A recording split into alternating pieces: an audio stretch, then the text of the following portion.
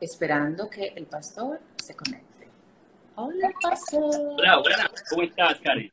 Muy bien, feliz de poder finalmente tenerlo con nosotros para que podamos aclarar muchas dudas con respecto al tema de hoy. Quiero agradecerles Un a placer. todos los que se conectaron. Gracias por estar ahí. Todo el que está es porque obviamente les interesa este tema, pastor, y le agradezco por aceptar la invitación. Le voy a permitir a usted que se presente con todas las personas que están en sintonía en este momento. Bueno, muchas gracias, Karen, por esta oportunidad de poder compartir un poco el mensaje de la palabra de Dios. Gracias por la invitación.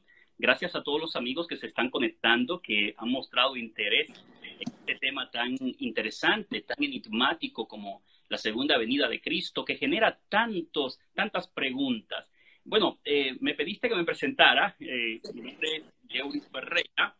Soy de origen dominicano, trabajo en la ciudad de Nueva York ya por los últimos 13 años como pastor y como encargado del ministerio hispano de la conferencia de Nueva York. Estudié mis estudios de licenciatura en la Universidad Adventista Dominicana, en Bonao, República Dominicana, y mis estudios de posgrado, maestría, doctorados en estudios bíblicos, teología sistemática, entonces lo hice aquí en Estados Unidos.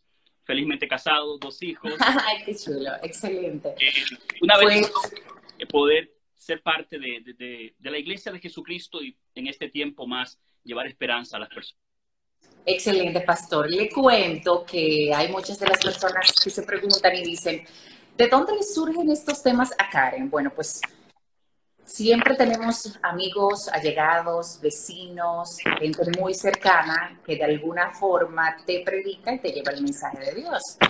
Es por esto que en algún momento he escuchado muchos cristianos decirme, cuando me están dando el mensaje, presentarme una segunda venida de Cristo, pero también un rapto de los cristianos. Entonces, para que el público que esté en sintonía con nosotros sepa de qué vamos a hablar esta noche, es de la segunda venida de Cristo y del rapto, entre comillas, de los cristianos. Muchos sabemos, pastor, que el llamado rapto ha tenido un calificativo en muchas novelas, libros, películas, que de hecho han tenido éxito, pero la Biblia respalda este término de rapto de los cristianos. Entonces, esto para que la gente sepa de qué vamos a hablar esta noche, y es importantísimo que tengan con ustedes su Biblia a mano, pastor. Oh, gracias. Ya la gente, excelente, excelente. A la gente le ha quedado muy claro que siempre que me surge una de estas ideas con estos temas, me asesoro de la mejor forma posible para poder presentarles a una persona, en este caso como el pastor que está con nosotros hoy, como el pastor que estuvo anteriormente con nosotros, capacitados en estos temas, para que no hablen con fundamentos y para que podamos disipar todas nuestras dudas de manera muy clara. Entonces, pastor, me gustaría que usted tenga la oración inicial para darle inicio a este tema de hoy. Bueno, permítame orar entonces. Muchas gracias, Señor, por tus bendiciones. Gracias porque en este tiempo de cuarentena nos permites abrir tu palabra para aprender más de ti. Te pido que bendigas los amigos que están entrando en la línea, que están entrando en el Instagram, en esta transmisión especial. Bendice a Karen, bendice a su familia, bendice su matrimonio, su esposo, su hijo.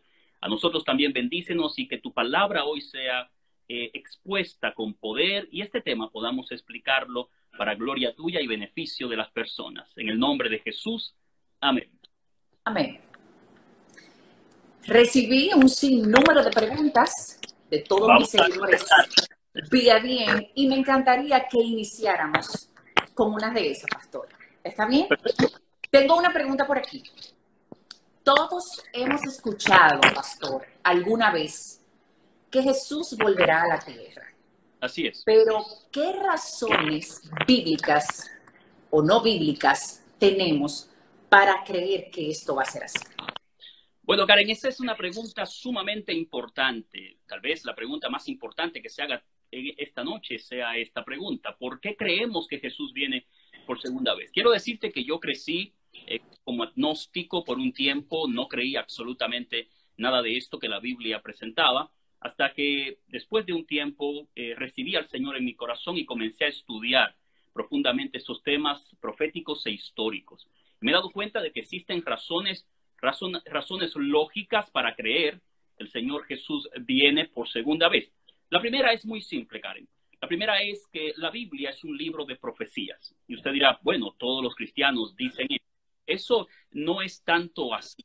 Por ejemplo, cada religión, cada gran religión en el mundo tiene sus libros sagrados. El Islam tiene el Corán, el budismo tiene el Tripitaka, el hinduismo, los Vedas, el confucianismo, los 5 clásicos, y nosotros tenemos la Biblia como nuestro libro sagrado. Ahora, ¿qué diferencia existe entre esos libros y la Biblia? Muy marcada. ¿Ahora sí? Sí, ahora sí. Esto es técnico, amigos, así que no hay ningún problema. Estamos en vivo. Le decía, Karen, que la diferencia entre la Biblia y estos libros, ¿cuál es? Simple y sencilla. La Biblia contiene profecías, estos libros no contienen profecía. ¿Y qué es una profecía? Una profecía es nada más y nada menos que la predicción de un evento futuro o hablar de parte de Dios. La Biblia dice que Dios no hará nada sin que lo revele a sus siervos, los profetas. La Biblia tiene 35% de la Biblia es profecía. Y la palabra profecía viene de un término griego que se divide en 2 partes. Profemi, pro es hablar antes, femi, hablar, o hablar de antemano. Es la expresión, hablar de antemano. Entonces, te decía que la Biblia tiene 30% de la Biblia es profecía. Lo interesante es que las profecías de la Biblia se han cumplido todas se han cumplido. Más de 2000 profecías del Antiguo Testamento, nosotros encontramos cumplimiento de ella en la historia. Y esto es muy importante, Karen, porque no es adivinación, no es ambigüedad. Hoy en día se habla mucho de, por ejemplo, profetas como Nostradamus, que en el año 1755 escribió un libro llamado Profecías, pero Nostradamus lo que dio fue ambigüedades, no profecías. Él era astrólogo y decía algo, escribía algo, y la gente, después que el evento pasa, viene y busca y lo compara y dice, esto se parece a esto, esto se parece a aquello, por lo tanto lo que Nostradamus dijo se cumplió. Eso no es así, eso no es profecía. La Biblia, cuando habla de profecías, Karen, presenta nombres, lugares, fechas, circunstancias que se cumplen de forma exacta. Por ejemplo, te puedo mencionar algunas profecías de la Biblia que se han cumplido de forma exacta. Ezequiel capítulo número 26 presenta la profecía de la caída del reino de Tiro, en el versículo 12 al 14. Se cumplió, lo podemos ver en la historia. Isaías capítulo 44, capítulo 45, presenta la caída del reino de Babilonia por mano de un hombre llamado Ciro. Y esta profecía se dio en el 740 y la caída de Babilonia fue en el 539, un 13 del mes de octubre, 200 años antes. Y 200 años se dio el nombre del general que iba a conquistar la ciudad y cómo la iba a conquistar, 200 años antes. Número 3, puedo presentar la profecía Daniel capítulo 2, el levantamiento y la caída de los grandes imperios, 4 monarquías y el surgimiento de las naciones europeas. Fueron predichas en Daniel capítulo 2 y todo se ha cumplido tal cual la Biblia lo presenta. Otra profecía, Daniel capítulo 9, versículo 24 al 27, nos presenta la profecía 500 años antes del Mesías venir, se había profetizado su llegada y se cumplió justamente como Daniel lo predicó en Daniel capítulo 9, versículo número 24 al 27. Otra profecía, Génesis capítulo número 15, habla acerca del tiempo que la nación judía iba a estar en Egipto esclavizada. Llegado el tiempo, se cumplió la profecía tal cual la Biblia presenta. O sea, si tú me preguntas, ¿por qué yo creo que Cristo viene por segunda vez?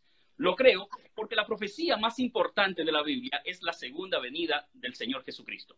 Y si todas las profecías del Antiguo Testamento y del Nuevo Testamento se han cumplido al pie de la letra, eso me da garantía de que la profecía de la segunda venida, lógico, también se cumplirá. Si yo he encontrado, Karen, cumplimiento exacto de todas las profecías de la Biblia, más de 2000 profecías, no tenemos el tiempo esta noche para hablar de todas ellas, pero más de 2000 profecías que se han cumplido. Y no son ambigüedades como lo que pasa con los Simpsons, ¿no? Yo no sé si tú has visto que la gente dice, oh, que los Simpsons predicen tal cosa. Ambigüedades. No, la Biblia no es ambigüedad, es hecho real, fecha, nombre, circunstancias, lugares que podemos corroborarlo en la historia. Entonces, en primer lugar, yo creo que Cristo viene porque este libro me muestra un Dios que predice el futuro, según Isaías capítulo número 42, versículo 9, e Isaías capítulo 44, versículo 7. Dios es el único que conoce el futuro y Él lo da a revelar. Esta es la primera razón. La segunda razón, Karen, por la cual yo creo que Cristo viene por segunda vez, es que Cristo vino una primera vez. Así es. Mira, Karen, no importa si tú eres agnóstico, si eres ateo, si eres cristiano, si eres creyente, has comenzado tu vida cristiana o eres un buscador. Cada persona que vive en la tierra es consciente de que en esta tierra, en la historia, vivió un hombre llamado Jesucristo, que murió en la cruz, que resucitó y que formó un movimiento. Y eso no lo creemos solo porque la Biblia lo dice, Karen. Mira, historiadores antiguos, romanos, que eran enemigos del cristianismo, y judíos, testificaron de la existencia de un hombre llamado Jesucristo, que murió en la cruz en el año 31 y que formó un movimiento llamado la Iglesia Cristiana.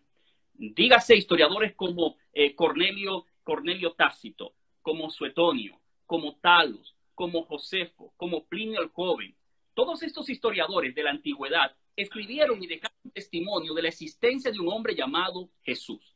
Ahora, mira que esto es interesante, Karen. Las dos fiestas más importantes que se celebran en la humanidad, Semana Santa y la Navidad, una conmemora la muerte de Cristo y otra el nacimiento de Cristo. Es cierto.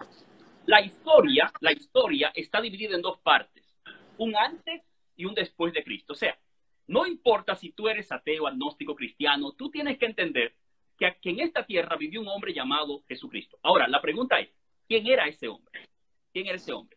Mira, Karen, la Biblia dice que Jesús cumplió en su vida más de 300 profecías en su vida. Por ejemplo, Karen, mira, se profetizó la forma de su nacimiento en Isaías capítulo 7, versículo 14. Se profetizó el lugar de su nacimiento en Miqueas capítulo 5, versículo 2. Se profetizó el astro que iba a anunciar, o la estrella que anunciaría su nacimiento, en Números capítulo 24, versículo 17. Se profetizó la forma, cómo iba a morir y cómo iba a ser enterrado. Más de 300 profecías. ¿Qué significa esto, Karen? Escúchame bien qué significa. Un estudioso de Harvard hizo un estudio sobre probabilidades. ¿Qué porcentaje puede haber de que alguien cumpla en su vida 8 predicciones? O sea, que se hagan 8 predicciones sobre Karen y que se cumplan. ¿Sabes tú cuál es la probabilidad? Escúchame bien cuál es la probabilidad. La probabilidad es que llenen el estado de Texas o República Dominicana de monedas de 25 centavos a 1 metro de altura, señalicen una de esas monedas, la tiren en algún lugar, manden un ciego a buscarla y que desde el primer instante él la levanta. Esas son las probabilidades de que alguien cumpla 8 predicciones. Karen, Jesús no cumplió 8, 5, 6, más de 300 predicciones cumplió Jesús.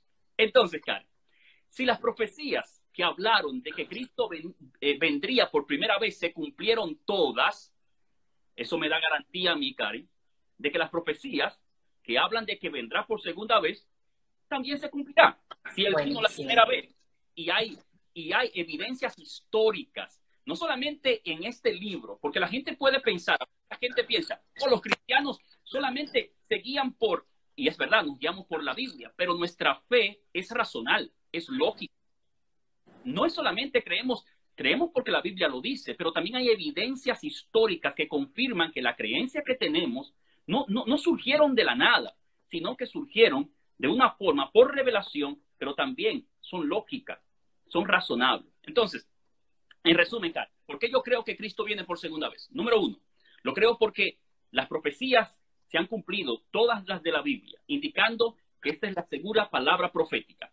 Número 2, porque Cristo vino una primera vez. Y si vino una primera vez y hay datos históricos que confirman su vida, su muerte, su resurrección, el movimiento que formó, Esto me indica a mí que vendrá por segunda vez, porque si viene una primera vez, se va a cumplir que venga por segunda vez. Ahora, Karen, hay algo que va más allá de la razón. Hay algo que va más allá de la lógica, Karen, es la fe. O sea, yo creo que Jesús viene por segunda vez por fe. ¿Y por qué lo creo por fe? Porque la Biblia dice en Hebreos capítulo 11, versículo 1, es pues la fe, la certeza de lo que se espera, la convicción de lo que no se ve. Y dice el versículo 6, sin fe es imposible que agrademos a Dios, porque es necesario que el que se acerca a Dios crea que le hay y que es galardonador de aquellos que le buscan. Hebreos capítulo 10, versículo 38 y 39, 37 y 38 dice, un poquito y el que ha de venir vendrá y no tardará, y el justo por la fe vivirá. Imagínate, Karen, que no existiesen argumentos lógicos como lo que he presentado, que no existiesen el cumplimiento de las profecías. ¿Sabe por qué lo creo? Porque en San Juan capítulo 14, versículo 1 al 3, Jesús dijo estas palabras, no se turbe vuestro corazón, creéis en Dios, creed también en mí. En la casa de mi Padre muchas moradas hay, si así no fuere yo os lo hubiera dicho. Voy pues a preparar lugar para vosotros, y si me fuere y os prepararé lugar, vendré otra vez. O sea, Jesús prometió volver O sea, otra que es vez. una promesa, encima de todo, es una promesa. Es una promesa, Karen. Y más que, Terrible. escúchame bien, Karen, dos cosas interesantes. Mientras estaba leyendo los comentarios que te colocaron en tu chat, alguien dijo, este tema da miedo, lleven algo de esperanza. Mira, dos cosas interesantes. La Biblia presenta, Karen, más de 7,000 promesas de parte de Dios. Para ti y para mí. Más Qué de buenas 7,000. son. Y la promesa más grande de las Escrituras es que Cristo viene por segunda vez. Y las promesas de Dios se han cumplido y esta se va a cumplir. Ahora, escúchame bien esto, qué interesante. Cristo comenzó diciendo, no tengan miedo, no tengan miedo. O sea, el hecho de esta creencia, la segunda venida, no me debe dar temor, no me debe dar miedo. Y la palabra no temas en la Biblia, Karen, se menciona 365 veces. Y esto no es por casualidad. 365 días tiene el año. Para este tiempo, Dios me ¡Wow! dice, no tengas miedo. Para cada día de mi vida, Dios me dice, no tengas miedo. ¿Pero por qué? Porque me ha dado una promesa. Me ha dado una promesa especial. Vendré otra vez. Mira, Karen, yo estoy aquí en Nueva York, en el centro de la pandemia, en el epicentro mismo de todo este problema. Cada día me llaman hermanos de la iglesia que han perdido seres queridos. Y yo quiero decirte la forma como ellos me llaman. Con tristeza, pero me dicen, ¿sabes qué, pastor? Yo tengo esperanza. Tengo la esperanza de que Cristo viene por segunda vez. Uno de los libros que yo he leído más especiales después de la Biblia se llama El hombre en busca de sentido y lo escribió Víctor Frank.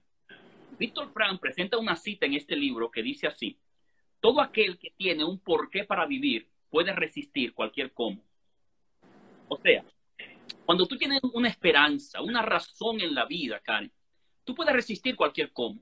Los cristianos en esta situación vivimos en fe porque tenemos la promesa segura de que Cristo viene por segunda vez. Entonces, para no cansarte la respuesta, Karen, porque la he hecho un poquito larga. En resumen, ¿por qué creo que Cristo viene por segunda vez? Número uno, porque la palabra profética de la Biblia se ha cumplido y puedo mirarlo en la historia. Número dos, porque Cristo vino la primera vez y esto es una garantía de que vendrá por segunda vez. Y número tres, lo creo por fe, porque es mi esperanza.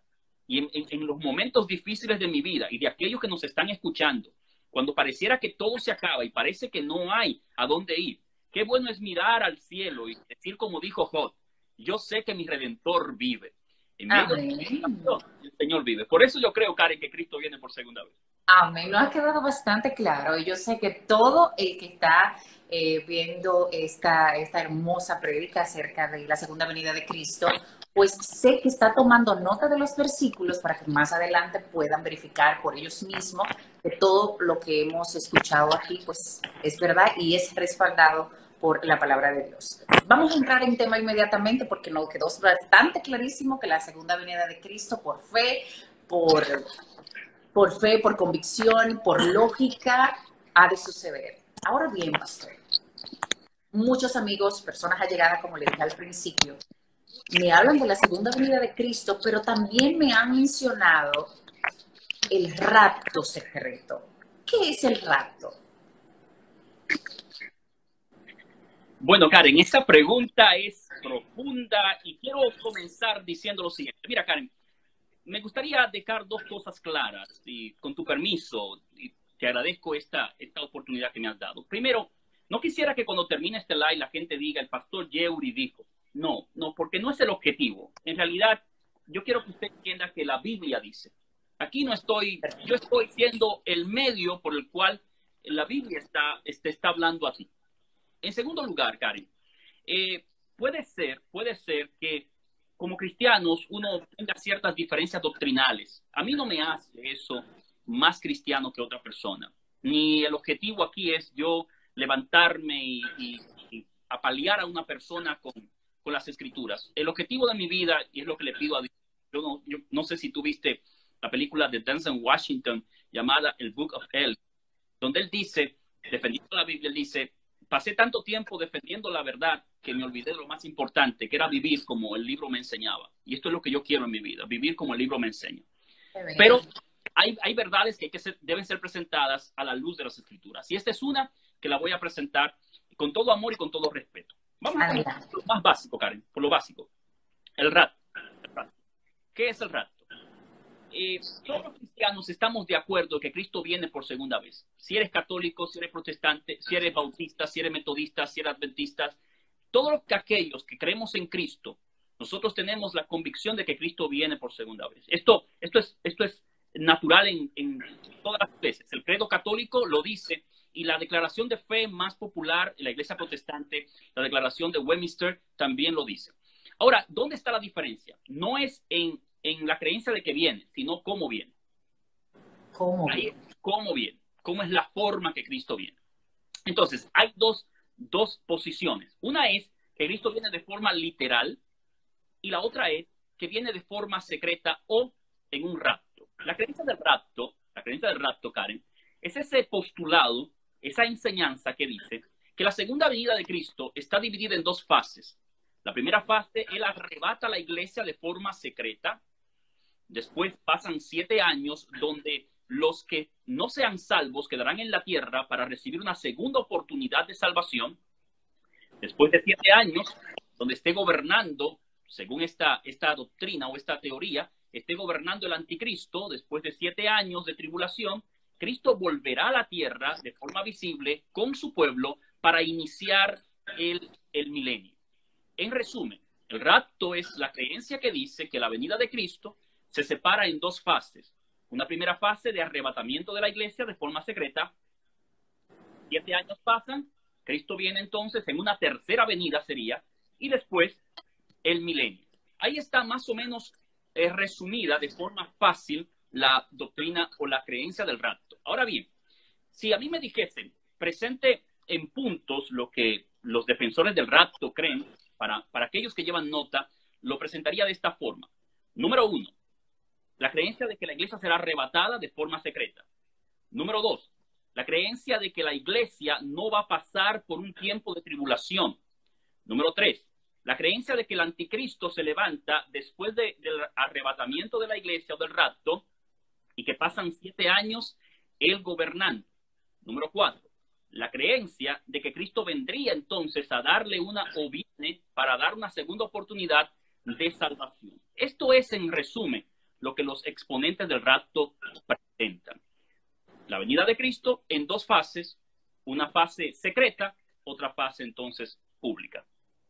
Paréntesis, antes de que usted continúe, o sea que de esas personas que he escuchado hablar que sí creen en un rapto secreto, he visto vehículos o he escuchado de vehículos que llevan placa a decir, si ves este carro solo es porque ya puede pertenecer a ti, o son de los que dicen que pueden estar un día lavando afuera y puede venir Cristo y llevárselo a escondida a su pueblo. Literal, esto es lo que cree la gente que cree en el rapto. Estas son más o menos la fusión. Bueno, interesante, Karen, porque mira, la doctrina o la creencia del rapto no es tan vieja, Karen. En realidad, para el año 1850 fue popularizada por un predicador llamado John Derby. Y John Derby popularizó en Inglaterra y en Estados Unidos esta teoría. Un discípulo de él llamado Cyril Scofield fue tan impactado por esta creencia él decidió decidió en su Biblia colocar notas, y en el año 1909 se publicó una Biblia que los amigos pueden corroborar en Google, llamada la Biblia de Scofield. Y desde allí entonces, 1909, se ha venido presentando esta creencia o este postulado sobre el rapto secreto. Ahora mira, Karen, durante todo el tiempo atrás, estoy hablando de los apóstoles, los padres de la iglesia, que fueron los sucesores de los apóstoles, y la reforma, no se enseñó la creencia de que Cristo vendría a arrebatar la iglesia de forma secreta, ni que su venida estaba dividida en dos facetas. ¿Cuándo esta creencia tomó esa fuerza? ¿Cuándo tomó esta fuerza? En el año 1997, dos pastores norteamericanos, llamados Bill Lacaille y Jerry Hemken, ellos escribieron una serie de novelas que los amigos pueden corroborar esto, se llaman Dejado Atrás o Left Behind en inglés. Esta serie de novelas es una ficción acerca de la segunda venida de Cristo.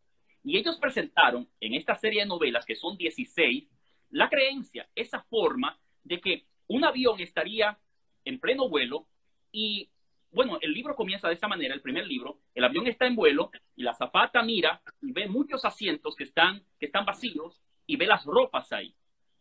Imagínate tú. Y esto se popularizó con una película que también se hizo basada en los libros. Lo interesante, Karen, es lo siguiente. Mira esto. Y los amigos que me están escuchando, me están viendo en este momento. Mira esto, Karen. El 61% de los cristianos cree en el postulado del rapto secreto. Aproximadamente el 61%. O sea, la mayoría de los cristianos que viven hoy aceptan este postulado como la real interpretación de la segunda venida de Cristo. Ahora bien, Karen, yo quiero ser lo más sincero posible y quiero ser lo más respetuoso posible. El hecho de que la mayoría crea una cosa no hace a una verdad más verdad. O sea, la verdad, para ser verdad, necesita el voto de la mayoría. La verdad es verdad porque es verdad. Eso es antológico. Entonces, el hecho de que la mayoría crea una cosa no la hace. No la hace verdad. No la hace verdad. Entonces, el rapto secreto tiene algo que es de ficción, porque se basa, mucha de sus creencias, o se ha popularizado a través de ese tipo de argumentos donde un carro estará en plena vía y si el conductor es cristiano, él sale de forma inesperada, el carro seguiría y los que estén ahí, bueno, se estrellaría. O sea, es este postulado más ficticio que real.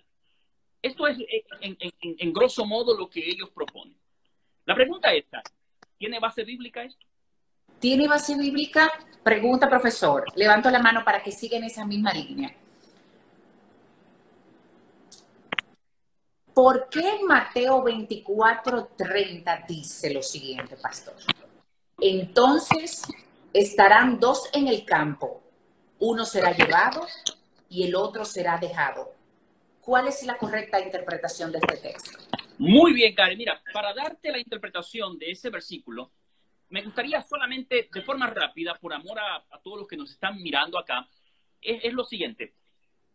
La palabra rapto no aparece en la Biblia. ¿No aparece en la Biblia? No aparece en la Biblia, no aparece en la Biblia.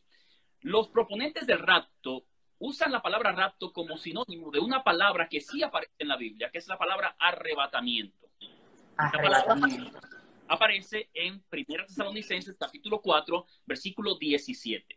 Y esta palabra arrebatamiento, ellos la usan, entonces la usan como sinónimo de la palabra rapto, pero la palabra rapto no aparece en la Biblia. Okay, los que creen en el rapto usan a lo menos 3 versículos para hablar de este postulado, de esta creencia. El primero es el que te mencioné, 1 Tesalonicenses capítulo 4, versículo 17. Y lo voy solamente a leer por amor a las personas que nos están mirando, porque allí dice: luego nosotros, los que vivimos, los que hayamos quedado, seremos arrebatados juntamente con ellos en las nubes para recibir al Señor en el aire, y así estaremos para siempre con el Señor. Cuando tú lees este versículo, Karen, inmediatamente la gente dice: oh, allí está, seremos arrebatados. Mira, Karen, somos testigos todos de algo. Una conversación editada no tiene ningún valor jurídico. O sea, ahora mismo pueden tomar esta conversación cortar en pedazos, pegar pedazos de aquí y de allá y hacer y colocarnos o ponernos a decir cosas que nunca dijimos. Efectivamente. Tú puedes estudiar la Biblia como lo hacía Thomas Jefferson, que tomó una tijera y cortó los textos que a él le gustaban y hizo lo que se conoció como la Biblia de Jefferson. Una Biblia de él, donde él tomó textos que a él le gustaban. Dios mío. Bueno, mira, Karen, cuando usted estudia la Biblia, cuando tú estudias la Biblia, tú que eres una buscadora y estás buscando la verdad de la Biblia, debes entender que la Biblia tiene un método de interpretación y es que la Biblia hay que leerla en su contexto. Los predicadores, estudiosos de la Biblia, tienen un dicho que dice, un texto fuera de su contexto es un pretexto. ¿Qué es un contexto en la Biblia? Un contexto es lo que está antes y lo que está después del texto que tú estás leyendo. Todo texto que tú lees, para tú darle una interpretación, Karen, una interpretación sana, correcta, teológicamente y bíblicamente, tú debes leerlo en su contexto. Ahora bien, nota esto. La palabra arrebatamiento que se usa aquí, esa misma palabra se usa en Apocalipsis capítulo 12, versículo 5. Y habla de que Jesús, el Hijo, fue arrebatado para Dios y su Padre. Fue arrebatado. En otras palabras, escucha, Karen, lo mismo que pasó con la iglesia o que pasó con Cristo va a pasar con la iglesia.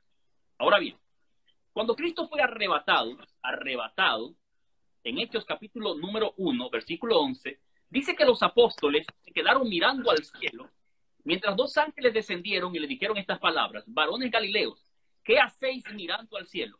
Este mismo Jesús que habéis visto irse al cielo. Cuando él fue arrebatado, según la Biblia, igual como será la iglesia, los apóstoles le vieron ir. O sea, no fue arrebatado en secreto. No, no fue en secreto. No fue en secreto. Ya tenemos eso primero. Ahora, cuando tú lees este texto del arrebatamiento aquí en 1 Tesalonicenses, capítulo número 4, versículo 17, si tú lees el texto que está antes, vas a encontrar algo interesante, porque dice el texto anterior, dice así: porque el mismo Señor, con voz de mando, con voz de arcángel y con trompeta de Dios, descenderá del cielo, y los muertos en Cristo resucitarán primero. Karen, de forma sencilla, yo no veo aquí nada secreto, porque me dice con voz de mando, con voz de arcángel y con trompeta de Dios. O sea, no tiene nada de secreto, ¿eh? No veo un arrebatamiento secreto. Aquí yo veo algo completamente público. Interesante, Karen, interesante.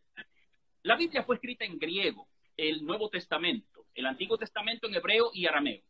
Las tres palabras que se usan en el Nuevo Testamento para hablar de la segunda venida de Cristo son tres palabras interesantes: epifanía, parusía y apocalipsis.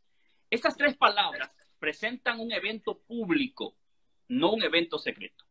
Ahora, dada esa explicación, porque ellos usan ese texto, los defensores del rapto, para hablar de ello, vamos al texto que tú me mencionaste, que es Mateo capítulo 24.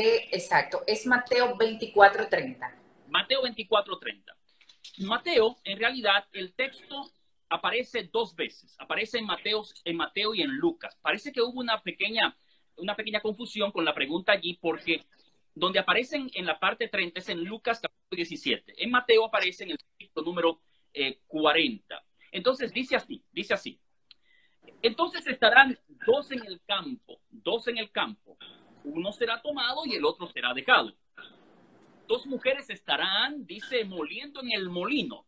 La una será tomada y la otra será dejada.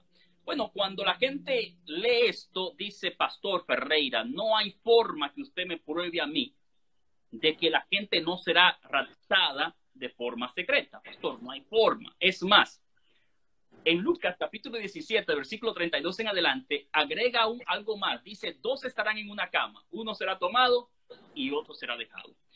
Karen, si tomamos ese texto así, decimos sí, es secreto. Pero tú recuerdas lo que te dije, cómo se lee la Biblia. Se lee en su contexto. En su contexto.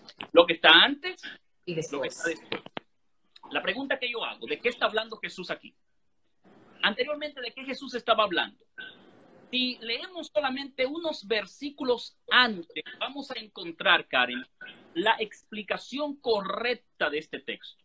Porque unos versículos antes, en el versículo 37, dice de esta manera. Escúchame bien qué dice. Más como en los días de Noé, así será la venida del Hijo del Hombre. Pregunto, ¿con qué está comparando, Karen, la segunda venida? Con los días de Noé. Con los días de Noé. ¿Qué aconteció en los días de Noé? Nota lo que aconteció. Dice así.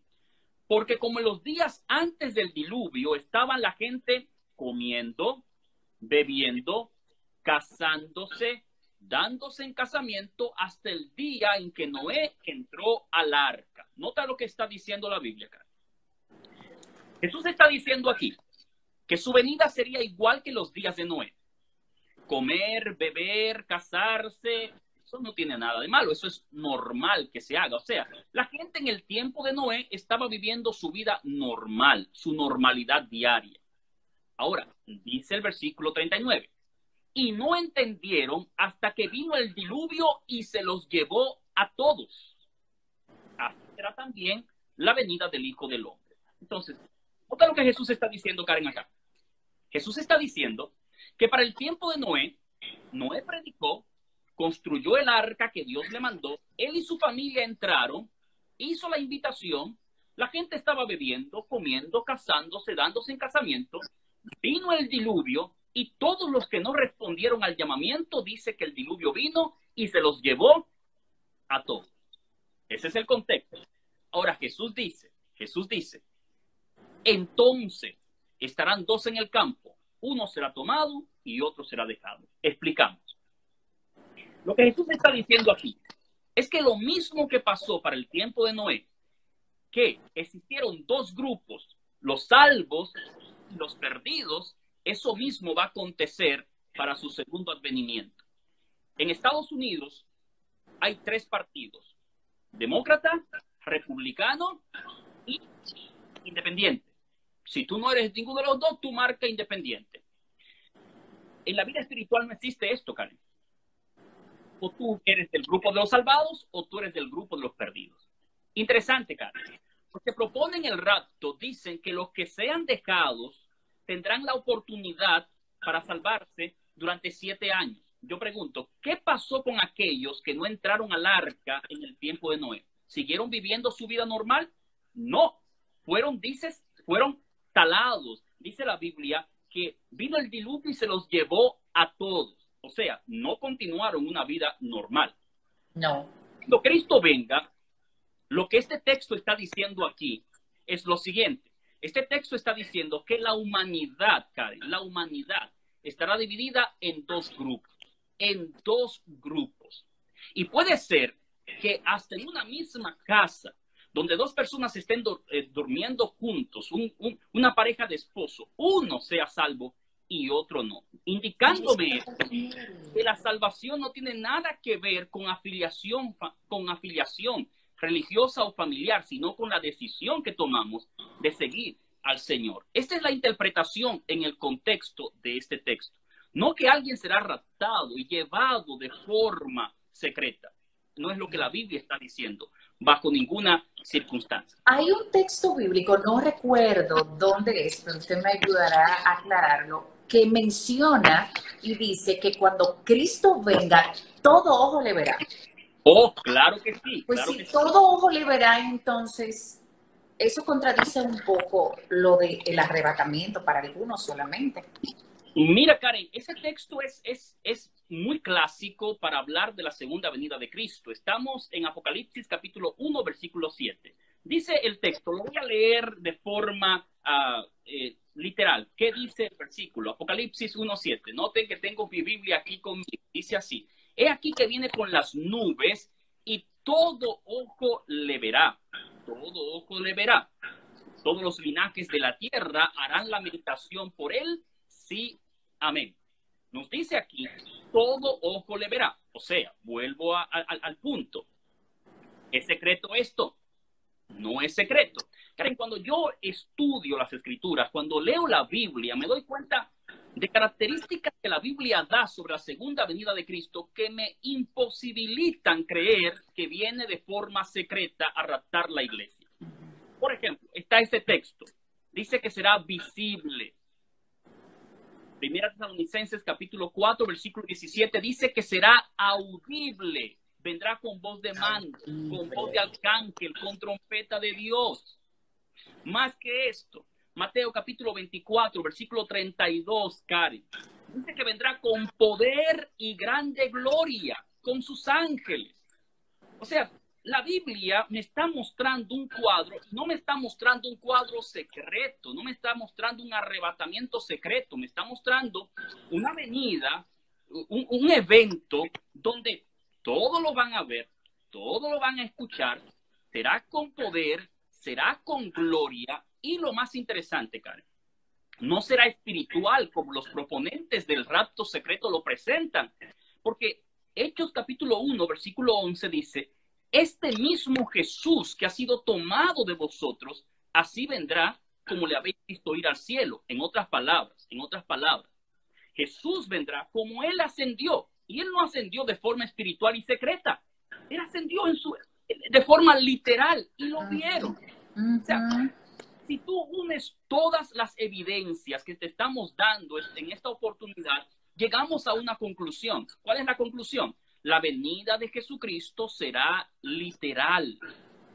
Literal. Yo quiero decirte algo, Karen, si me lo permite, porque en este conversatorio a veces uno se lo escuchamos. Cosas que son tan interesantes. Lo escuchamos. Algo. Mira qué pasa, Karen. ¿Cuál es el problema de este estipulado? Hay dos problemas que yo veo acá. Y uno de ellos es, mira, y me da mucha pena decir esto. Tal vez en su buena intención, las personas que creen esto no se están dando cuenta de algo. Cuando tú dices que aquellos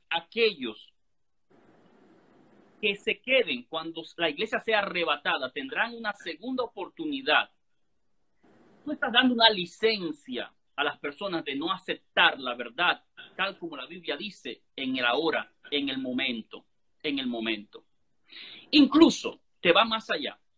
La Biblia dice que, debemos tratar eso más adelante, la Biblia dice que nadie conoce el día y la hora. Y si la iglesia será arrebatada y van a pasar 7 años y Cristo vendrá literal, entonces ya ese texto no tendría razón de ser que esté en las Escrituras. O sea, ¿qué te digo? Hay que tener cuidado, porque en la sinceridad de uno, hablar de cosas y tal vez de uno escuchar y decir, wow, qué bien predica el pastor, qué bien habla el pastor, mira, lo que habla me convence. No es tanto lo que el pastor dice, no es tanto lo que yo estoy diciendo. Mira, yo quisiera, y es mi deseo, es mi oración que esta noche, tú anotes todos los textos que te he dado y vayas a tu Biblia. Y con tu Biblia en mano, tú puedas, con tu Biblia en mano, corroborar lo que estamos enseñando, lo que te estamos diciendo y ver que no es el pastor Ferreira, es la Biblia. Y puedes dejar la pregunta, dársela a Karen, enviármela a mí a través de cualquier red social. ¿Por qué? Porque es la Biblia, no es lo que yo te creo, es la Biblia que te está enseñando. Entonces, hay que tener cuidado, porque una segunda oportunidad después que la iglesia sea arrebatada, yo pienso que no puede existe. ser una falsa esperanza. ¿Por qué? Porque Segunda Tesalonicenses capítulo 1 dice que cuando Cristo venga, aquellos que no lo hayan aceptado serán consumidos con el resplandor de su venida. O sea que no hay segunda oportunidad. No hay una segunda oportunidad, porque la oportunidad es ahora, Karen. Pero es caramba. ahora.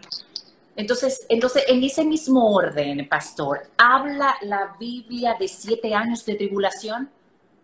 Bueno, interesante. Karen, no hay un texto bíblico que te hable de 7 años de tribulación. ¿Cómo que no, pastor? No Tiene que haber hay un texto de la Biblia, Karen, que hable de 7 años de tribulación. Y vuelvo a caer en lo mismo. Usted puede decir, oh, qué bien predica el pastor, me convenció. Pero no es tanto lo bien que habla el pastor o lo bien que predica, está basado en la sana palabra, la sana enseñanza de la verdad. Karen, ¿dónde se basan los proponentes de esta creencia de los 7 años de tribulación? donde la iglesia no va a participar. ¿Dónde se basan? En una profecía de Daniel capítulo 9. Si me puedes acompañar con tu Biblia, te lo voy a agradecer. Claro. Solamente rápido, porque no tenemos todo el tiempo. Y que tengo una preguntita por ahí también. Está bien, Karen. Daniel capítulo 9, versículo número 24 en adelante, habla de la profecía de las 70 semanas. 70 semanas. Y esta profecía, déjame explicarla rápidamente como la explican los proponentes de la tribulación, de los 7 años de tribulación. Esta profecía se divide en varias facetas. En el versículo 24 dice, 70 semanas están determinadas sobre tu pueblo y sobre tu santa ciudad. Es una profecía que estaba dirigida al pueblo judío. 70 semanas de años, dice una versión llamada la versión Torres Amat. Y no también con qué objetivo. Dice, para terminar la prevaricación, poner fin al pecado, expiar la iniquidad, para traer la justicia perdurable, sellar la visión y la profecía y ungir al santo de los santos. Es una profecía mesiánica lo que se está dando aquí. Daniel está prediciendo o profetizando la venida del Mesías y su obra.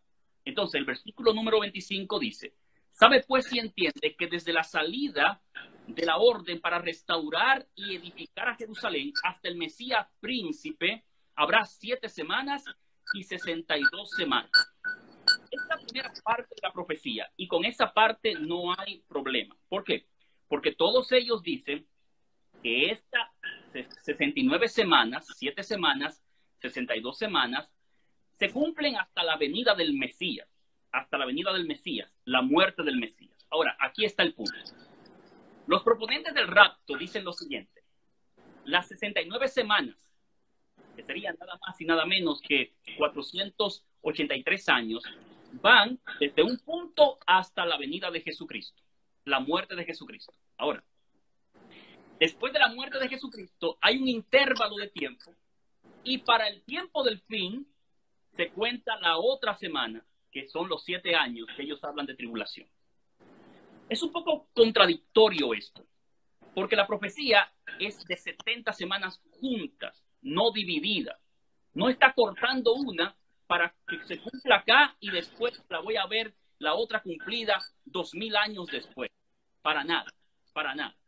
Entonces, ellos interpretan esta profecía de forma equivocada, diciendo, las primeras 69 semanas se cumplen hasta la venida del Mesías.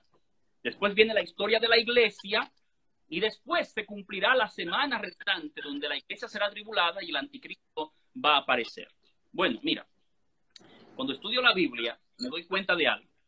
Me doy cuenta que en Daniel capítulo 9, versículo 25, me da el inicio de esta profecía. Dice, desde la salida para restaurar a Jerusalén hasta el Mesías príncipe, habrá 7 semanas y 62 semanas, o sea, 483 años.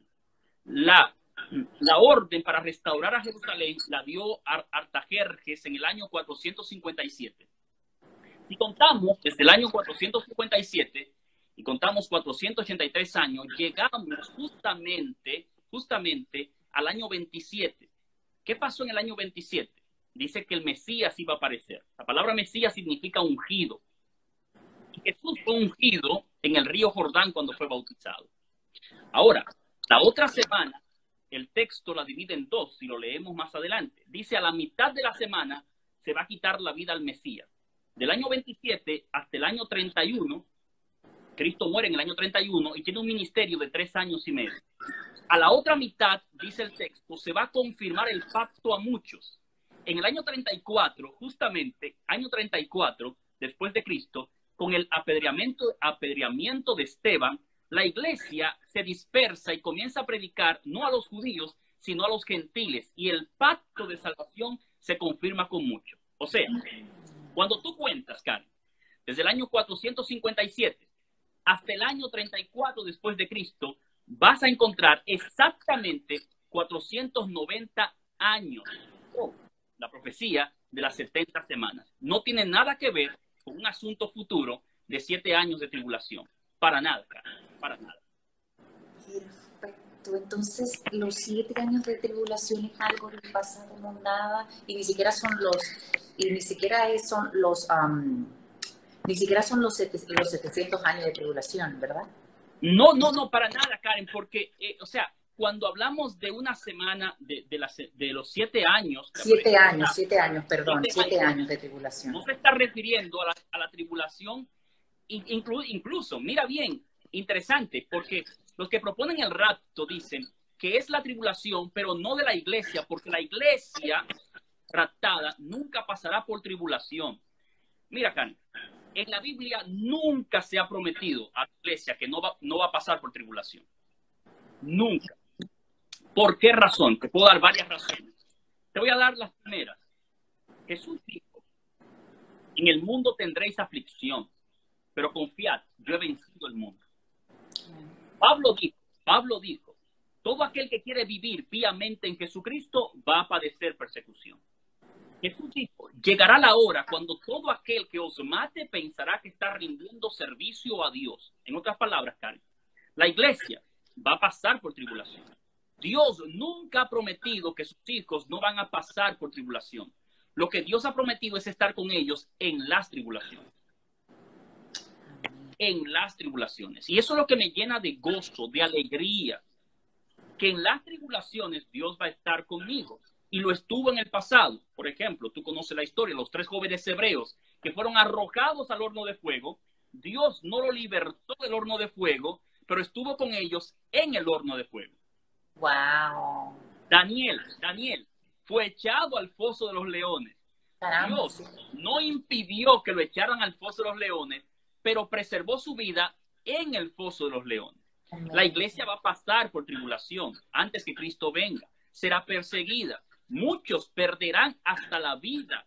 Sin embargo, Dios ha prometido estar con su iglesia. Estar contigo, estar conmigo. O sea, no es que no pasaremos por tribulación. Vamos a atravesar por tribulación. Vamos a atravesar por momentos difíciles. Sin embargo, Karen, tenemos la promesa de que el Señor está con nosotros. Y nos dice en Isaías 41:10, no temas porque yo estoy contigo. No desmayes porque yo soy tu Dios que te esfuerzo. Siempre te ayudaré, siempre te sustentaré con la diestra de mi justicia. En Apocalipsis, capítulo 2, versículo 10, nos dice, no temas en nada lo que vas a padecer.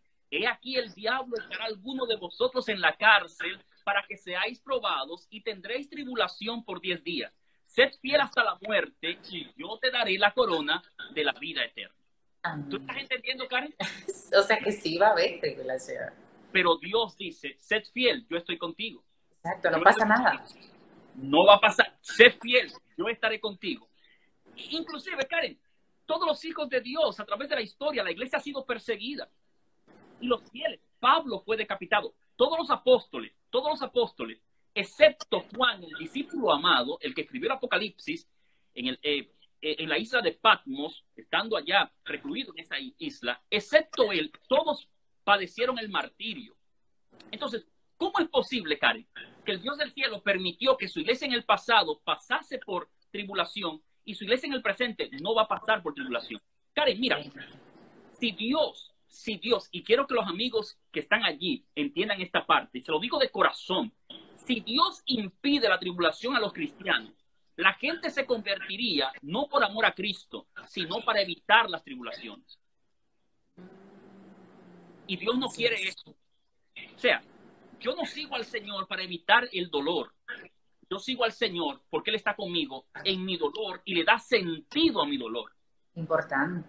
Importantísimo eso, pastor, porque la gente considera que cuando son personas que están en la iglesia, que buscan de Dios correctamente, pues no van a tener ningún tipo de pruebas, ningún tipo de tribulaciones. La gente no le puede pasar nada porque están buscando de Dios. Pero usted ha dicho y ha mencionado algo muy importante, y es que usted es un seguidor de Cristo no para evitar las tribulaciones, sino para que Dios esté con usted en medio de ella. Eso es muy importante. Entonces, pastor, hasta el momento tenemos claro lo siguiente, que la segunda venida de Cristo es real. Nos dejó claro que ya las profecías se cumplieron en algún momento de manera lógica y también bíblica, y cómo ya nos vamos a entender que se va a cumplir la segunda venida de Cristo. Claro, lo ha dejado bíblicamente y lógicamente bastante claro. Según la Biblia y el famoso arrebatamiento de los cristianos, que como dije al principio ha tenido éxito en novelas, en películas, y de alguna forma suena hasta interesante, pero bíblicamente no encontramos un respaldo para creer en esto. O sea que indiscutiblemente, pues al no encontrar ningún respaldo bíblico, más bien tener 2 o 3 textos bíblicos que pudiéramos utilizar para respaldar esto, usamos el contexto completo de la Biblia y es donde nos damos cuenta que ese texto queda inválido al momento de leer el texto completo, porque ya nos enfocamos en saber a qué realmente se refiere. Claro, incluso, Karen, mira, un texto que se usa mucho es segunda de Pedro 3:10, que el Señor viene como ladrón, como ladrón. Dicen, oh, el Señor viene como ladrón. Ve, viene secreto. Karen, ya creo que tú sabes bastante la técnica o el método de interpretación de la Biblia, que es, cada vez que lees un texto, ¿qué debes leer? Lee el contexto. Lo que está antes, lo que está después es lo que debe leer. Y mira esto, Karen, qué interesante este texto que la gente usa para decir que Cristo viene como ladrón y que viene secretamente. Dice así, segunda de Pedro 3:10. Dice así, porque el día del Señor vendrá como ladrón. Hasta ahí se queda, dice, como ladrón.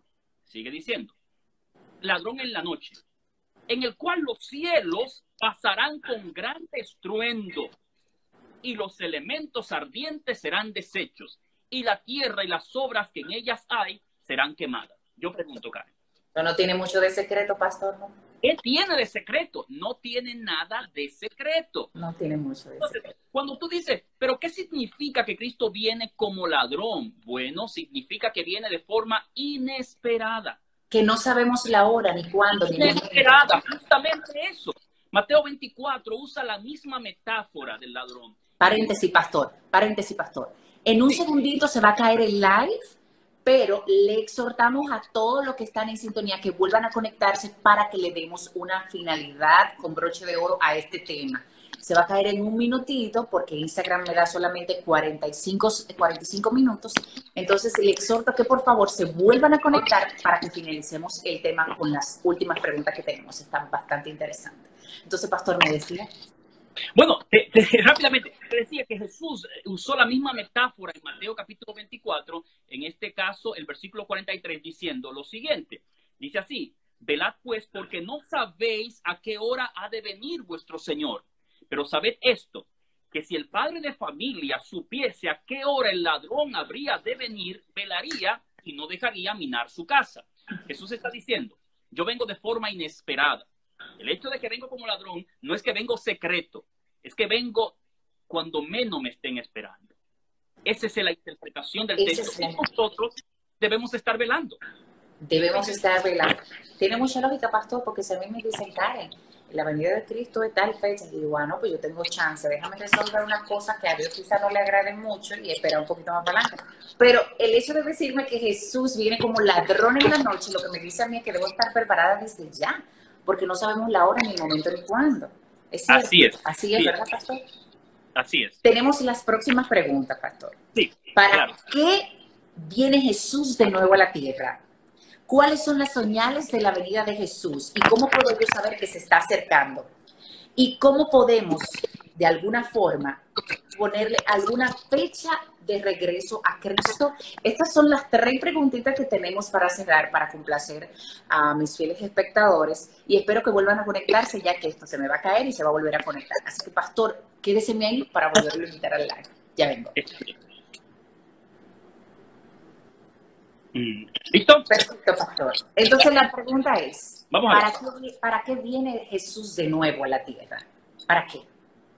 Perfecto. Bueno, ¿para qué viene Jesús? Esa es la pregunta más relevante que podemos hacer esta noche. Jesús viene para varias cosas. La Biblia dice, en primer lugar, viene para resucitar a los que creyeron en Él y han muerto. Dice que los muertos en Cristo resucitarán primero, dice 1 Tesalonicenses, capítulo número 4, versículo 17. En segundo lugar, Jesús viene, dice Mateo 16, 37, para pagar a cada uno conforme a sus obras. A sus obras. Eso es muy importante. Para pagar a cada uno conforme a sus obras. En tercer lugar, Jesús viene, según Hebreos, capítulo 9, versículo 28, para salvar a los que en Él esperan. Salvar a los que en Él esperan. En cuarto lugar, Jesús viene, según Mateo 25, 32 en adelante, para hacer separación entre salvos y perdidos. Según Daniel capítulo 2, versículo 44, Jesús viene para establecer definitivamente el reino de Dios. Y según Apocalipsis capítulo 20, Jesús viene para atar en una cadena de circunstancias al diablo por 1000 años. Resumiendo, Jesús viene para eso. Para salvarnos. Exactamente. Para darle vida al que murió en él. Pero entonces lo importante de todo esto es, pastor, que así mismo como puede alentar esto que usted ha mencionado a muchos cristianos, quizá a personas que todavía no conocen de Cristo o personas que todavía no están preparados para su venida, puede esto aterrorizarlo o decir, ajá, pero entonces hay una paga para mí si no busco de Dios. Entonces mencionan uno de esos textos que puede Jesús venir a castigarme en ese tiempo. Se lleva a los salvados y los que no buscaron de él y no se salvaron tienen un castigo literal que mencionen esos textos bíblicos. Bueno, mira, Karen, hay verdades en la Biblia, hay verdades que pueden ser amargas, y entiendo que pueden ser duras. La Biblia presenta que Dios envía mensajes de amonestación y misericordia para su pueblo, para sus hijos. Cada vez que Dios envía un juicio, Dios nunca, Karen, envía un juicio sin antes enviar una amonestación de misericordia. Es más, Karen, escúchame bien. Dice el libro de 2 Timoteo que Dios no quiere que nadie perezca. Dios no quiere que nadie perezca. Dios quiere que todos los hombres sean salvos, dice la Biblia, y vengan al conocimiento de la verdad.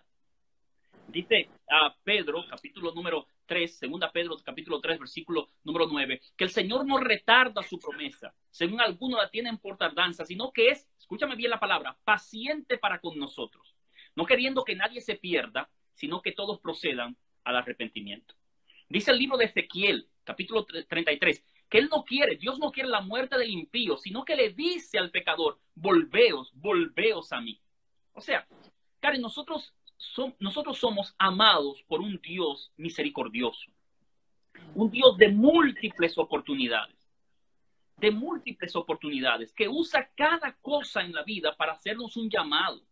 Ahora mismo está usando este medio para llamar a las personas. Interesante esto. O sea, dejamos claro, el Señor no quiere que las personas perezcan.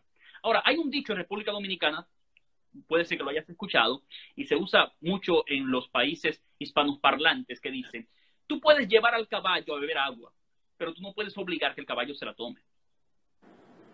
O sea, ya tiene que ejercer la voluntad del caballo de tomarse el agua. Entonces la salvación llega al ser humano, pero tú tienes que tomar la decisión de aceptar esa salvación. Y todo en la vida tiene consecuencias. No hay una decisión que no tenga consecuencias. Es por eso que la Biblia nos dice, Karen, en Apocalipsis capítulo 3, versículo 20, y es un texto que me gustaría que los amigos que nos están viendo puedan marcarlo en su Biblia y puedan tenerlo como un tesoro para sí. Dice que he aquí yo estoy a la puerta y llamo. Escúchame bien, Karen.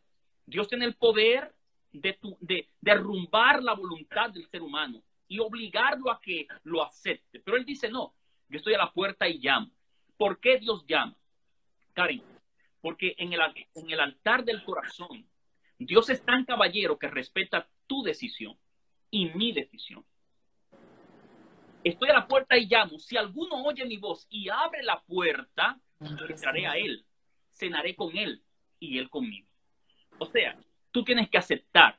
Si tú no aceptas, si tú rechazas, si tú haces como, bueno, Jerusalén, hay un texto en Mateo 23, es un texto hermoso de parte de Jesús, donde Jesús le dice a la ciudad de Jerusalén, escúchame bien, Karen, este texto, cómo Jesús lo dijo con voz quebrantada, Jerusalén, Jerusalén, que matas a los profetas y apedreas a los que te son enviados. ¿Cuántas veces no quise juntar a tus hijos como la gallina junta sus polluelos debajo de sus alas y no quisiste? Wow. O sea, el Señor ha hecho todo para salvarnos, pero tú tienes que aceptarlo.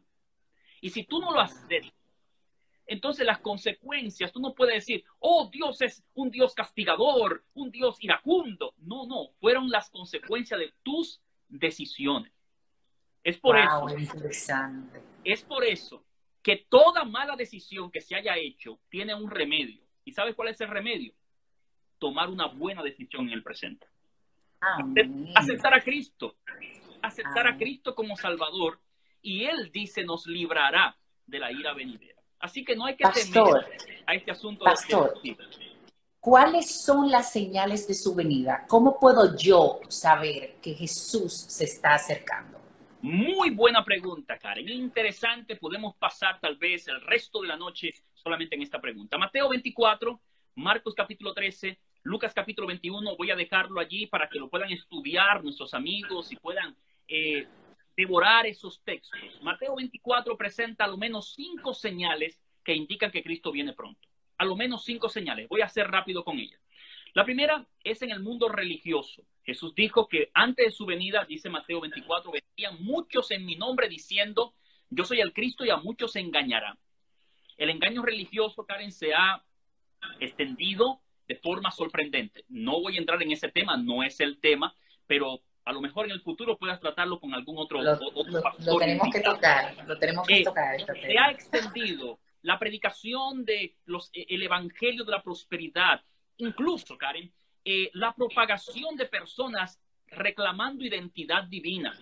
En Estados Unidos anualmente se levantan más de 1,600 personas diciendo que ellos son Jesucristo. Y tenemos ejemplos como David Koresh, como Jim Jones y como otros. Incluso hace un tiempo atrás se levantó un hispano llamado Jesús Miranda, diciendo que él era Jesucristo y tenía más de 100,000 seguidores. Y sorprendente. O sea, Jesús dijo que antes de su venida habrían engaños en el mundo religioso o señales en el mundo religioso. Segundo, Jesús habló de señales en el mundo político. Jesús dijo, oiréis de guerra y rumores de guerras. Estas son las segundas señales que Jesús presenta. Hemos sido testigos, Primera, Segunda Guerra Mundial. Después de la Segunda Guerra Mundial se habló de paz. Paz no ha habido. Se ha derramado más sangre después de esto. La guerra del Golfo, la guerra después, la guerra contra el terrorismo, las guerras tribales, las guerras contra las guerras que se hacen en los diferentes lugares de revolución. O sea, tenemos derramamiento de sangre cada vez. En tercer lugar, Jesús habló de señales en el mundo natural. Jesús dijo allí mismo que habría hambre, pestes y terremotos antes de su venida. Noten bien, amigos, número 1, señales en el mundo religioso. Número 2, señales en el mundo político. Número 2, señales en el mundo natural. Hambres, pestes y terremotos. Los terremotos han ido en aumento. Las enfermedades están populando hoy como nunca. Seguimos. Jesús dijo que habrían señales en el mundo social. Jesús dijo, antes de mi venida, será como en los días de Noé. ¿Cómo vivía la gente? Indiferente completamente. Indiferente completamente. Sumido completamente en su vida egoísta. Ahora, la última señal que Jesús presentó, que es la más importante, porque todas estas señales anteriores, Jesús dice, habrán guerras, rumores de guerra, pestes, terremotos, pero aún no es el fin.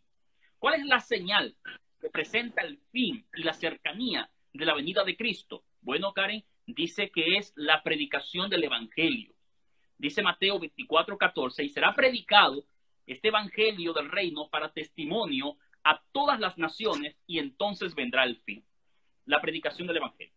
Ahora, Karen, mira, yo sé que hay gente allí que puede estar en el chat diciendo, siempre han habido guerras, siempre han habido terremotos, siempre han habido engaños, siempre el mundo moralmente ha ido detrás de la maldad más que detrás de la justicia. Es verdad, eso es verdad. Ahora, Jesús fue sabio, Karen, muy sabio, porque Jesús presentó una ilustración para hablarnos de las señales, y él dijo en el versículo 24, y todo esto serán principios de dolores. Ay, Padre. La palabra dolores allí, Karen. Falta más, pastor. No, mira, no es eso, no es eso. Escúchame bien porque es interesante esto. Mira bien, la palabra dolores utilizada allí se puede traducir como dolores de parto. Y la característica, yo no puedo hablar de eso, tú puedes hablar de eso, mi esposa.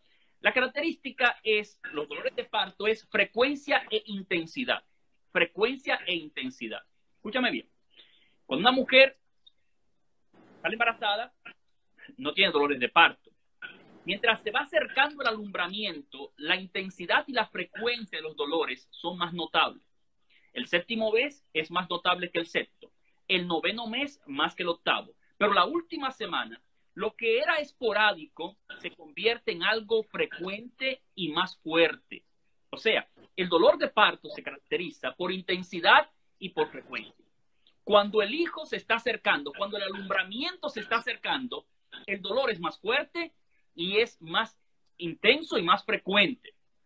Mira qué fue lo que Jesús dijo. Siempre habrán señales, siempre habrán guerras, pero cuando yo me esté acercando a la tierra, serán más intensas y más frecuentes. Yo te pregunto, Karen, y seamos sinceros, este año 2020, desde enero hasta aquí, Mateo 24, en las señales la podemos ver cumplida. Comenzamos el mes de enero con una amenaza de guerra con Irán, donde se enviaron tropas estadounidenses, terremotos, incendios en Australia. Y para rematar todo, nosotros estamos más de un mes en cuarentena por una peste, una pandemia que se ha regado en el mundo, que ha puesto de rodillas a los gobernantes y a la ciencia. Yo te pregunto, Karen, ¿no es eso frecuencia e intensidad? Pero sobre todo, pastor, se le escapó personalidades importantes de la sociedad, artistas reconocidos, usando plataformas para llevar el allí mensaje. voy, Karen, allí voy. La predicación del evangelio. Karen, Dios es un Dios sabio, un Dios sabio. Karen, ahora mismo, ¿cuántas personas nos están mirando a nosotros? ¿Cuántas personas han abierto la puerta de su vida, de su teléfono, de su casa, para escuchar a alguien hablarle de este mensaje? ¿No es esto una señal cumplida para nosotros hoy? O sea, todo esto está indicando que el Hijo, que el alumbramiento, que la venida ya está ahí, porque vemos la intensidad y la frecuencia. Y yo doy gloria a Dios, Karen, de verdad, porque yo quiero irme a hogar. Quiero estar con mi Señor para siempre. En verdad, es mi deseo, es mi anhelo, es mi anhelo. Pues nos ha quedado bastante claro que las señales están de que la venida de Cristo se acerca. Pastor, para terminar, ¿tendremos una oportunidad de arrepentirnos después de la venida de Cristo? Bueno, Karen, no tendremos oportunidad. La venida de Cristo será el evento que pondrá fin al dolor, al pecado, que pondrá fin a todo este sistema de maldad, que pondrá fin a todo lo que hoy conocemos y nos dará una nueva oportunidad en el sentido de que viviremos los salvados con el Señor para siempre, con Él en el reino de los cielos, y después que Él establezca su reino, después de 1000 años, cuando venga a la tierra y establezca su reino en la tierra. Mira, Karen, la oportunidad es ahora, amigos. Ahora es la oportunidad. La Biblia es clara, la Biblia es específica, es categórica, y vemos a Dios llamándonos, diciendo, ¿saben qué? Si ustedes escuchan mi voz, no endurezcan el corazón. Ahora es el tiempo aceptable, dice la Biblia. Ahora es el día de la salvación. Y esto es interesante, Karen, porque una de las preguntas decía si podemos saber el día y la hora de la venida del Señor. Mateo 24:36 dice de esta manera, pero el día y la hora nadie sabe. Nadie sabe. Mira, Karen, se han hecho más de 24 intentos fijando fecha para la segunda venida de Cristo. Más de 24, puedo mencionar algunos. Por ejemplo, el Papa Inocencio III dijo que Cristo vendría después de 666 años después del establecimiento del Islam. No pasó. El Papa Silvestre II dijo que vendría para el año 1000.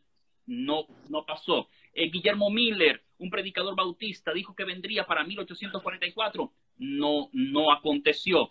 La profecía que se dio de Michael Nostradamus, que dijo que vendría para 1999, no pasó. Pat Robertson, el presidente de la coalición cristiana, dijo que vendría para el año 1982, no pasó. Harold Camping presentó 2 fechas, en el año 94 y en el 2011, no aconteció. El año 2000 dijeron que era el fin del mundo con el I2K, no aconteció.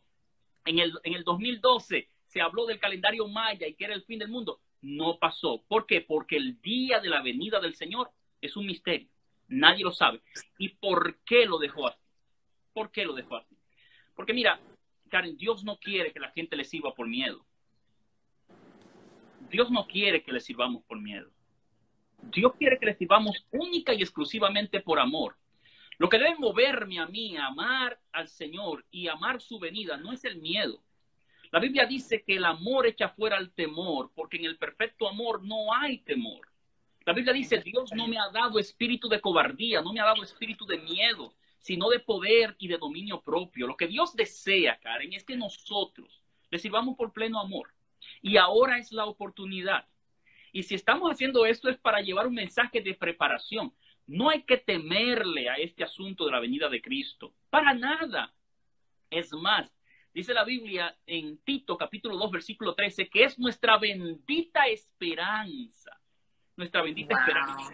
Yo tengo una niña pequeña y hace un tiempo atrás nosotros compramos una casa y tuvimos una situación para el cierre y se tardó un poco. Y yo recuerdo que un día iba conduciendo mi carro con ella y me dijo unas palabras. Me dijo, papi, ¿cuándo vamos a estar en la casa? Yo quiero estar en mi casa. Entonces, yo pensé para mí y miré al cielo y le dije lo mismo al Señor, ¿sabe? Señor, ¿cuándo vamos a estar en nuestra casa? Ya yo quiero estar en mi hogar. O sea, lo que queremos es eso, estar en nuestra casa. Y la Biblia termina, Karen, y es interesante cómo la Biblia termina en sus últimos textos. Y me gustaría compartir esto por amor a los amigos que nos están mirando.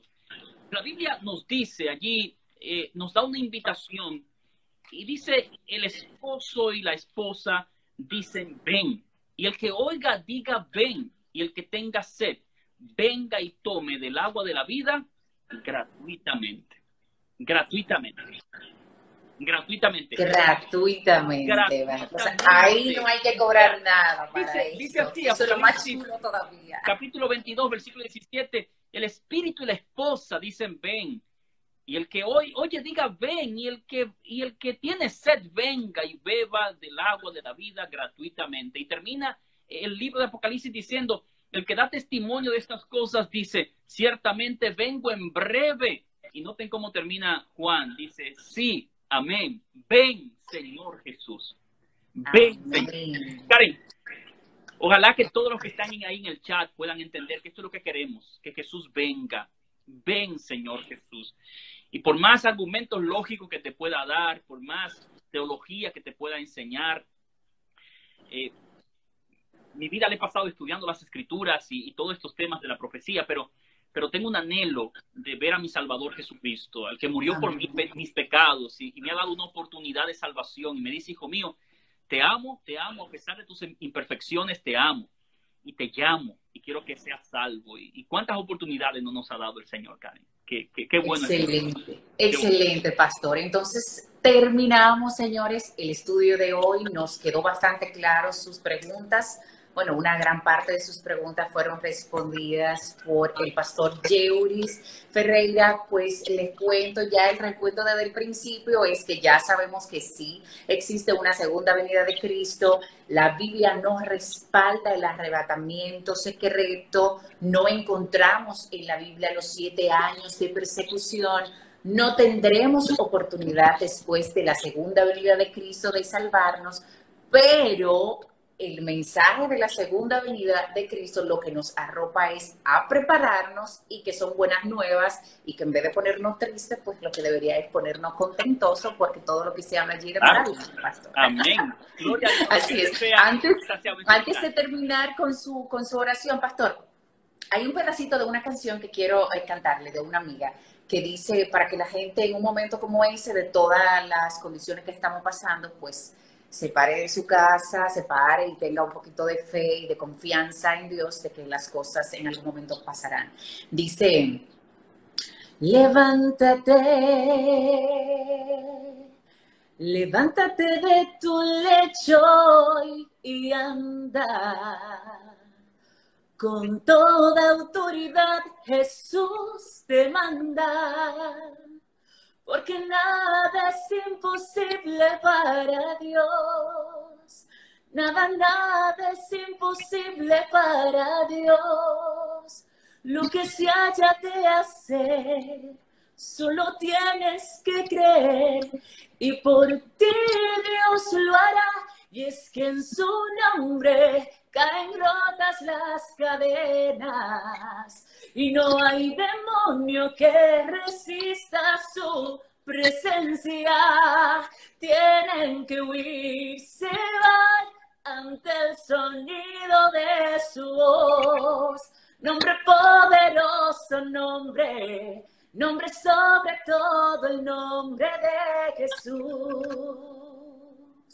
Eso es una letra de una amiga muy querida. Gloria a Dios, gloria a Dios. Y es muy linda, esa canción se lo comparto. Ahora, pastor, vamos a orar para terminar. Gracias, Karen, muchas gracias por la invitación. Oramos por ti, por tu familia, por tu hijo, por tu esposo. Que el Señor siga bendiciendo y abriendo puertas para que la palabra del Señor siga corriendo y siendo glorificada.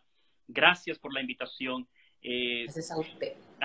Bueno, para servirte siempre, siempre para servirte y que el Evangelio corra, que es lo que queremos. Y amigo, usted recuerde, esta verdad no es para darnos miedo, es para prepararnos para el encuentro con nuestro Señor y Salvador Jesucristo. Voy a orar.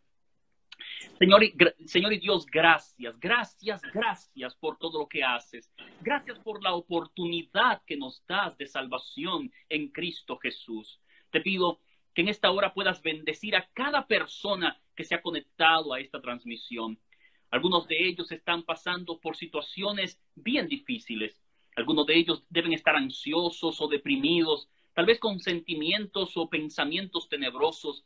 Yo te pido que la sangre de Jesucristo, la sangre del Cordero, pueda darle ese perdón, esa renovación y esa oportunidad que ellos necesitan. Sobre todo, Señor, permítenos prepararnos para el encuentro contigo. Permítenos, oh Dios, basar nuestra fe en la palabra, en la Biblia y vivir para lo que tú deseas, para gloria de tu nombre. Bendice a Karen, bendice a su familia y que este esfuerzo que se está haciendo para esparcir la luz de la verdad pueda tener fruto para vida eterna. Ayúdanos a prepararnos para tu venida en el nombre de Jesús. Amén. Amén. Amén. Gloria a Dios. Muchas gracias por su tiempo, pastor. Un abrazo. Bendiciones. Y estamos en contacto, más Amén. que agradecidos. Así que Amén. adiós, Gracias. chicos. Gracias por conectarse a todos. Se les quiere. Chao. Amén. Amén. Bye.